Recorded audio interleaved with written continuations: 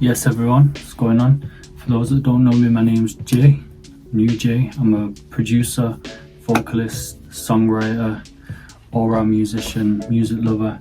So I wanted to do a video on the unboxing of the new MacBook Pro, which I've been lucky enough to get hold of. My last MacBook that I bought was in 2012. So I've been running my last MacBook literally to the end of its days. It's had about 4 different hard drives, lots of RAM upgrades, lots of issues with it over the years that I've managed to fix via a local computer shop, circuit boards, soldering. So you know, it's really ran its course and it felt like it's time for an upgrade. I've seen a lot of people doing these unboxing videos, mainly videographers, so I wanted to do one myself where, you know, it's a musician talking about their unboxing experience, talking about my old Mac and, you know, the things that I used to struggle with during sessions, and then do a comparison video of what the new Mac is capable of and how I'm getting on with it. So yeah, let's get it. So this got delivered to me about 7 days before it said it was going to be delivered. I ordered this about 6 weeks ago with Apple online. I got one of the highest specs that you can get, purely because I thought if my last laptop has lasted me 10 years, I want to plan for this to last me 10 years as well. Unless I'm fortunate enough to upgrade again sooner. But you know, this has been so great, this MacBook, that I want to kind of keep the same mindset and, you know, get the true value for my money here. So, you know, it's cost me a small fortune, this MacBook, and the spec of it is the M1 Pro Max, and I upgraded the hard drive to 4 terabytes, which was a lot of money with Apple, to be fair. I think it was like an extra £600 on top, which is a lot. And you know, since these days of you could customize these Macs as soon as you purchase one, you could open up the back, throw a bigger hard drive in, throw more RAM in yourself, and you know, spec this bad boy out yourself. And that's one thing I really loved about this generation of Mac here. Sadly nowadays Apple, you know, try and keep everything in-house, so everything's, you know, soldered to the circuit boards. There's nothing you can kind of remove or change yourself. That I know from, you know, the last few generations, they like everything to be repaired by Apple, or if not, like an Apple approved, you know, repair service. So I do miss the days that, you know, you can upgrade your own Mac and, you know, spec it up. I do feel like an extra, I think it was £600 for a 4 terabyte hard drive is a lot of money. But my plan is, you know, that should last me for the next 10 years, and I'll keep as much as I can off onto external storage. But yeah, this is the M1 Pro Max, the highest spec processor, the highest spec RAM, 64 gig. I think this has got maybe 32 potentially. So yeah, looking forward to seeing what this bad boy can do. So whoa, look at this, man. This is looking nice. Here's the specs. It's a MacBook Pro 16-inch, 64GB unified memory, 4 terabyte SSD, 10-core CPU and 32-core GPU, 16.2-inch diagonal display. Got the HDMI port back, which would be nice for a second monitor, which I've never ran before, so that's going to be great. The Magsafe is back on the power connector, which I've always had on this one, so I've, you know, skipped those generations of the USB-C power port. I've got a work laptop, which I do use that for, so I'm glad that the Magsafe is back. Yeah man, this should be a beast. And I learnt my lesson from my last unboxing of this MacBook Pro, when I told you guys I dropped it on my first day. So I bought a case from Amazon for like £22 or something, so that's going on straight away. So, you know, if I did drop this or do anything to it, there's going to be no scratches on the casing. So yeah, let's get into it. So as I said, you know, this is not going to be the most clean, clear-cut video on YouTube about the unboxing of the MacBook Pro. There's a lot of videographers there that know, you know, how to light things and make things look, you know, items and people look amazing. So this is just me at home in my home studio, just, you know, giving you the rundown of my reaction to this. So yeah, let's get into it. So we got a little a little tab here, which is a nice way to get in, which you know, that's a great feeling there, just pulling that back. I feel like even that, those small things that Apple do for, you know, these designs, let me flip it around this way, makes a big difference. You know, the fact that it's going to peel all the way around, when I thought I was going to have to get a knife to get into it, it's just part of that unboxing experience that, you know, people that love this brand and these products really geek out to, and that's the awareness Apple have of, you know, making things like that little bit user friendly. So there we go. Slide this up. Now that's a great feeling. You can't get into a MacBook box or iPhone box quickly. They make that sliding like it's like an anticipated opening of your product. It's a great feeling, man. So damn, there she is. Got this little tab here, which you can see there at the bottom. Just to pull up, take that out, and that's a nice.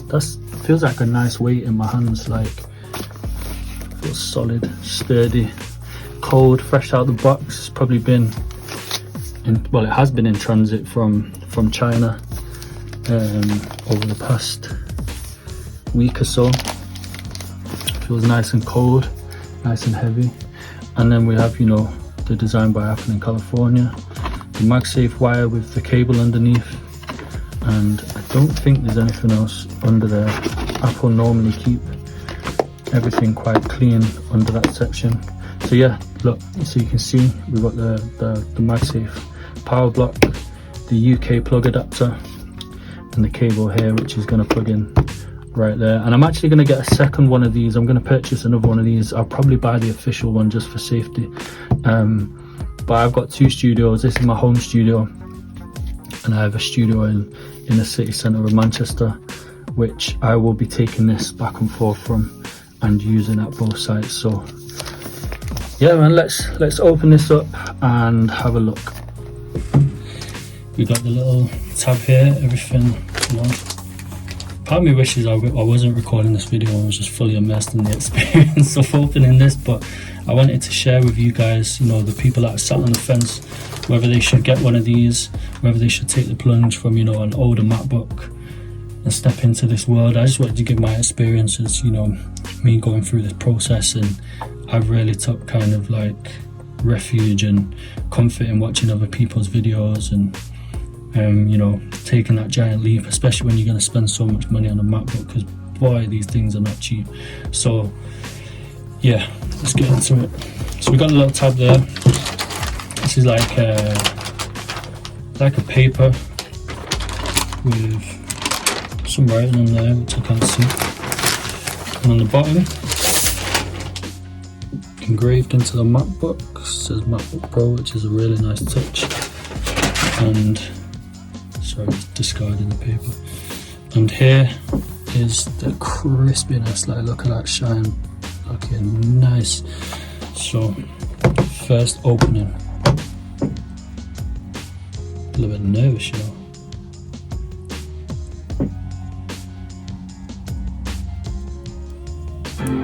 Damn, it just powers on and it's on its own. I've not even pressed anything. So let's peel this little sheet back here, and that is it, guys. Rapid power up. I mean, you guys could see that wasn't even, what, 30 seconds. Straight to the start screen. Hello.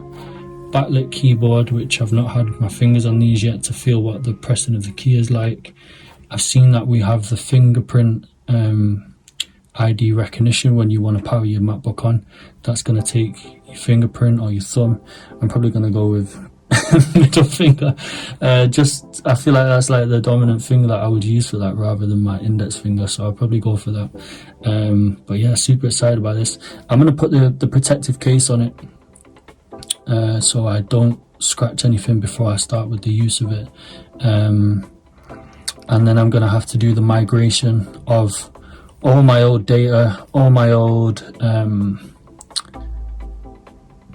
files, programs, everything on that MacBook has to be migrated over, and I'm going to hope that's a smooth transition. So I filmed some of that process as well. This is just telling me hello in every single language before I pick English. So yeah, man, this looks crispy. This looks crispy. And another thing I actually said to a friend of mine the other day, I thought it was only me that experienced this, like I had some weird electrical frequency in my body, but when like you're on your MacBook and you kind of rub your finger over, you know, the top of these metallic surfaces, you feel that kind of vibrating, buzzing feeling, like there's some type of electric sticking to your finger underneath. I thought that was just a personal experience. And my friend Carl, who's a videographer, big up Farrell, he confirmed it, that he feels the same thing. So I was laughing, thinking, you know, for 10 years, the past decade, I'm the only person in the world that's experienced that. But it turns out, you know, it's a common thing. So yeah, man, I'm going to stick the case on, which I will film, not in depth, and once the case is on, I'm going to start the migration. So I've got the first part of the case open. So I'm going to put the bottom on first and, you know, get this MacBook protected. I'm just going to stick this MacBook on a pillow that I've got lying about so I don't scratch this, because I would never forgive myself first day doing that. So here looks like we go this way around. I think there's going to be like a few lips on here that like click onto the MacBook shell. Should be easy enough, smooth enough.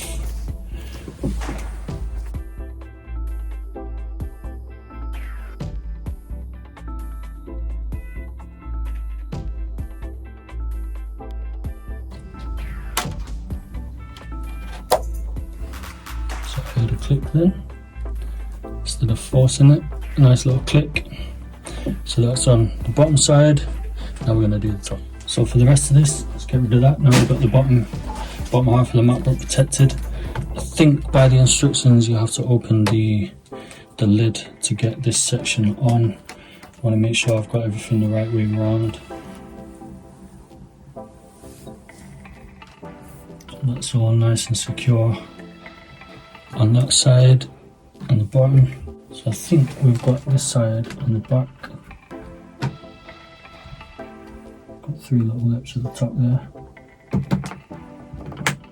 You hear that little snap, which is nice. Don't want to put too much pressure on the bezel of the screen. And when we close, get a bit more pressure around the back there. It's a little bit loose, but there you go, that last click.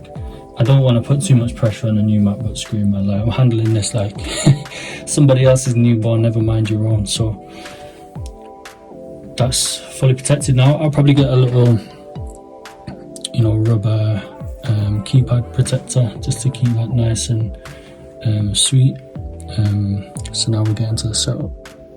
So I've actually had the MacBook for a few days now. It came just before Christmas. I was actually contemplating wrapping it up and giving it to myself on Christmas Day just for some jokes, but I wanted to wait till the case arrived. As I said, you know, my other MacBook, I dropped that on the very first day that I got it, and it was one of the worst feelings ever. So I'm just going to go ahead and set this up for UK. To use British English as the main language, press the return key. Yes, British English, UK English, that's the keyboard that we've got, that's what we're setting it up as.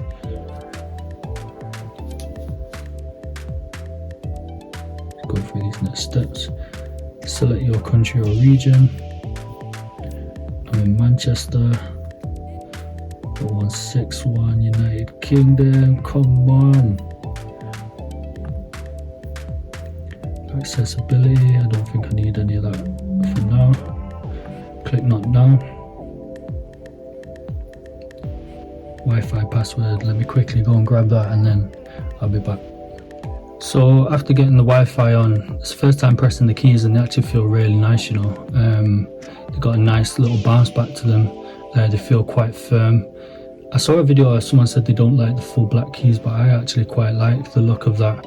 I think previously, you know, it had the integrated top shell in that casing. But I think that whole keyboard will mean if you do ever have any issues with the keyboard, this keyboard, when being repaired by, you know, an Apple certified repairer or Apple, will just be able to click out like a normal, you know, Windows laptop or, you know, any other branded laptop, where they have the around the bezel of the keyboard, they just have little clips that click in and click down, and you can replace the keyboard fairly easy. I've never opened one of these. I'm just, you know, thinking that would make that repair easier, where in the past I have repaired the old MacBook keyboards that had the bezel in between the keys, and they were really difficult to repair. You had to take every part of the MacBook out just to get to the keyboard. So I'm hoping, you know, if people do have problems with these keyboards, the fact that it's one complete piece should make the repair a bit easier in the future if needed. Also, something I want to say about this Magsafe cable. So I've probably had, I think I've had that one cable with my old MacBook, but it's got to the point where, you know, the cable's ripped, it's down to the wire, it's got white electrical tape, you know, covering, because I was scared, like, yo, am I gonna get shocked from this cable, because it was like fully exposed. But this feels robust. This feels like, you know, proper like cable rope. I'll probably take like scissors to cut through that bad boy, so that's nice to know. It feels like this is probably going to last quite a while. So that's another little feature that I like for the Magsafe, that it feels, you know, sturdy and it's not gonna, you know, fray anytime soon. So I'm gonna start the migration now. I'm gonna keep the video focused on the new Mac. On the old Mac that I've got set up off camera, I'm just going to the migration assistant and opening that up. So on the migration assistant, I want to transfer to another Mac. I do have a Time Machine backup, but I'm going to try the migration assistant first, as I don't yet have a compatible USB-C to the old USB hard drives. So I'm going to use the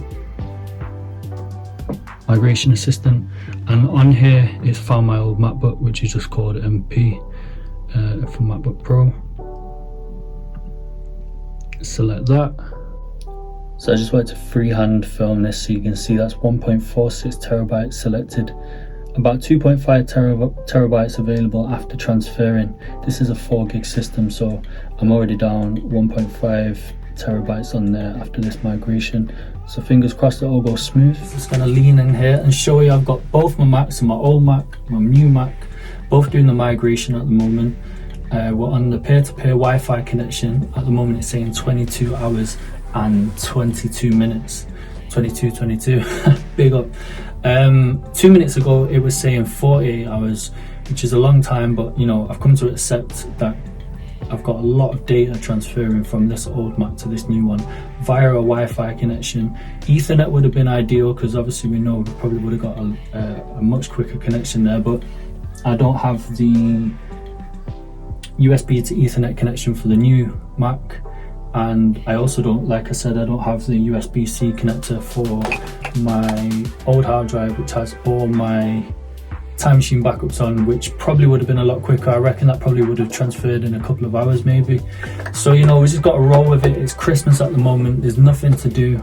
I'm chilling anyway. I'm going to see a couple of friends tonight. We're going out for food, probably a little drink, and tomorrow again I've got nothing to do. So it's chill season at the moment, so I'm happy to chill and let this do its thing. We're moving from an Intel based system, so I'm expecting some bumps and hurdles at the end of the migration. You know, maybe some plugins aren't going to come through, or, you know, fonts, programs. I'm expecting, you know, nothing's going to transition 100%, and we're going to see what my fate is at the end of this.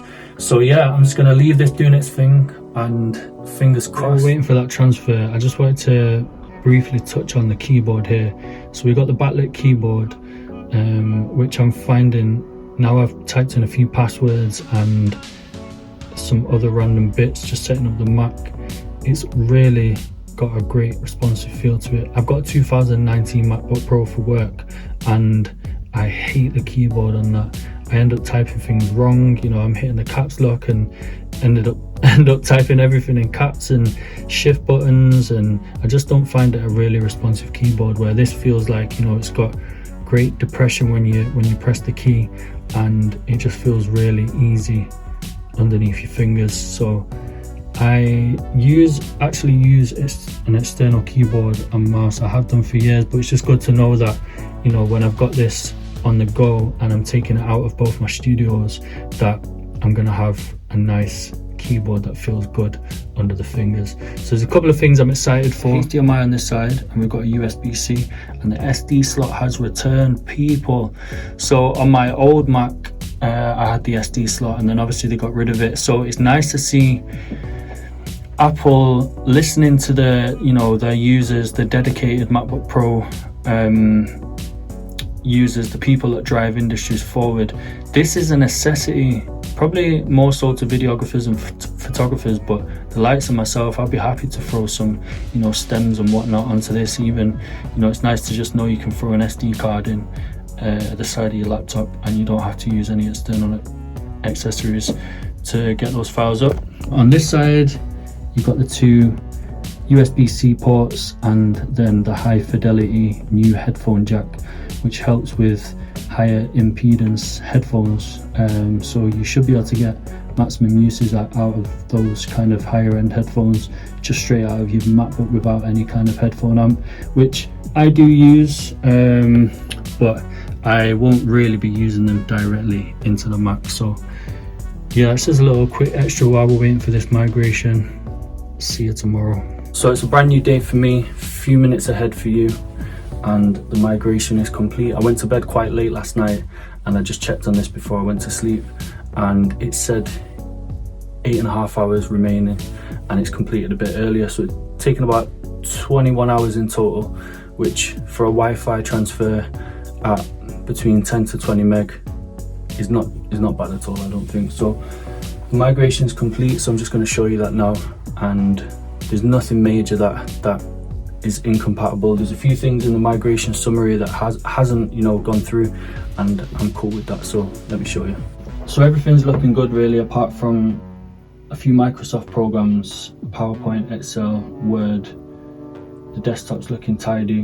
One thing to note, before I bought this Mac, on my old Mac, I did a complete admin tidy of everything. So everything was put into a folder.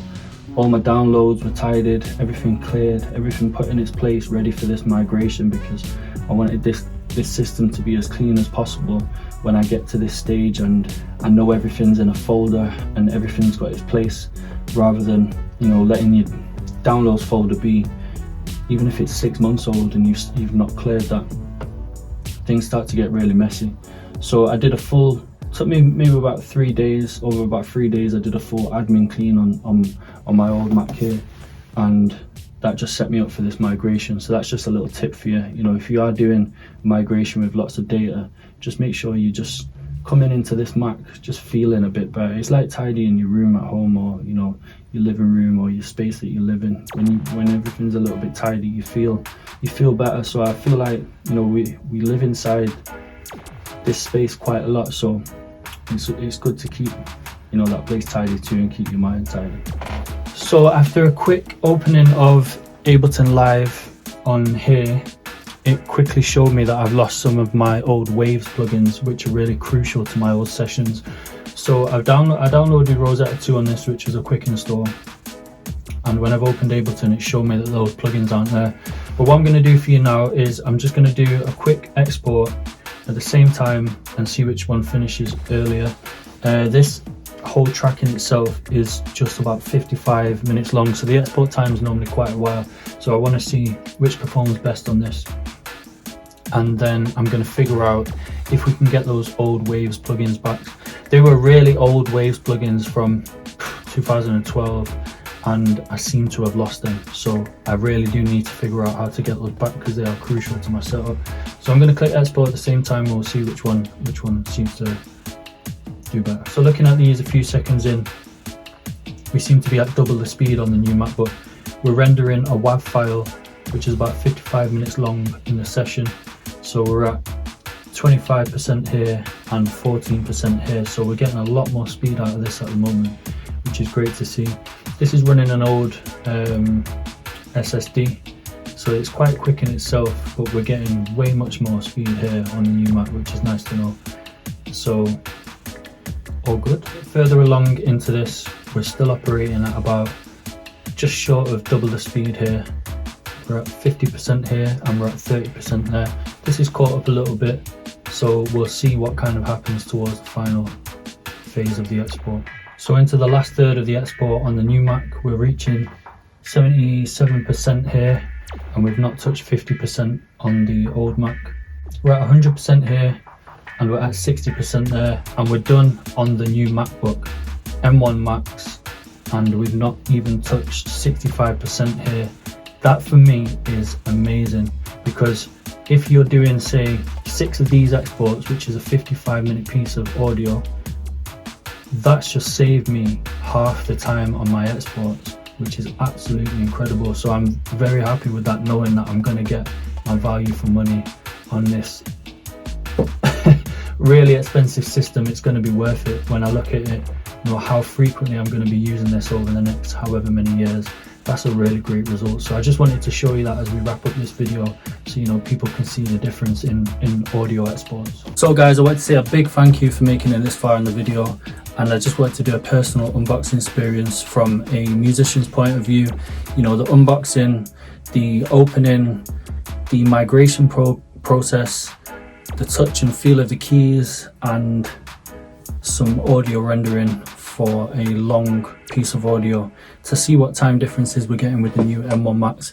And it seems to be just under double, which for me is absolutely amazing. I'm really pleased with that. You know, this is one of the higher end of the M1 Maxes, and you may not need to get that spec if you're going to be working mainly with audio. I just got this for peace of mind, knowing that I'm going to be set for, you know, however many years in the future without any worry. So my biggest concern is some of my plugins have been rendered unusable. That's the old Waves collection from a long time ago, so I need to figure out how to get those to work. They're an essential part of my daily music production, so if anyone's had any experience with that and the new M1 chips, please drop a comment, any links or any, you know, locations I can find any information on how to make those work, or if it's possible to make those work, that would be great. That'd be really helpful. If you've liked this video and you've enjoyed watching it, please drop me a like and a subscribe. I know everyone says that, you know, we all need that, don't we, if we're trying to operate in this world of YouTube. So I'm going to do an update video in about a month, let you know how I'm getting on with the new laptop. So far I'm really impressed. I keep looking at this one, this is my old one. So far I'm really impressed with it, and I look forward to doing, you know, sessions with it, creating on it, and just getting familiar with it. One thing I really love is the Fingerprint Touch Id, which you can use if you're downloading apps off the App Store. You just use your fingerprint instead of a password. I feel that's great. Just that fluidity of using the Mac is going to be great. So yeah, if you've enjoyed this video, check back in about a month's time and I'll give you an update on where I'm up to with the new M1 Max. So yeah, peace.